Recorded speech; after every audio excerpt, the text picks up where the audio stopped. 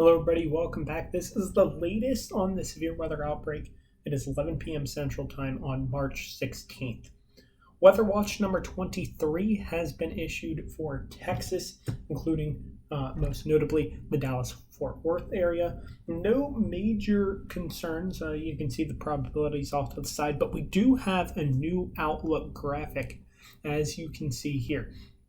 The areas are much more broad than the previous version of the graphic, and that is because we have a few things that have changed, and we've got some new models in. And so real quickly, there's the old version, here's the new version. So you do see the high risk, the outbreak area has increased in size. And again, this is the next 3-day forecast. I added a moderate area for the East Coast. Of course, on day 3 is where that is. And then we also expanded the enhanced risk into Oklahoma and Texas overnight tonight into tomorrow, because I do believe there's a decent chance of that as well. So because of the the change in the outbreak area, we changed the area of widespread significant storms for tomorrow. As you can see, that's changed a bunch. Taking out that little central Arkansas now has less of widespread significant storms, but still significant storms possible there.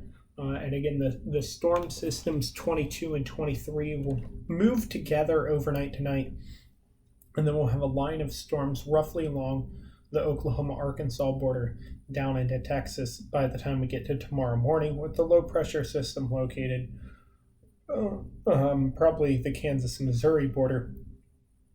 And then the complex will move this way with discrete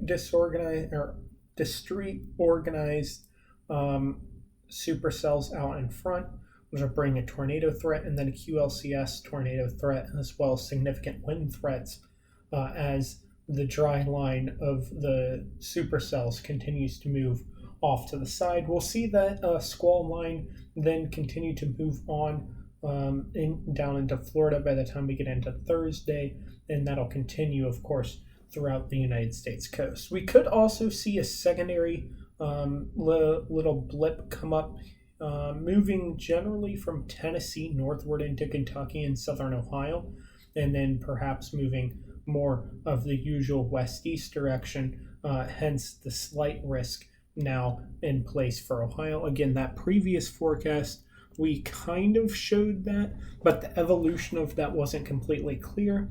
I think I have a better understanding of that evolution now, and so that's why we upgraded that general area to many severe storms.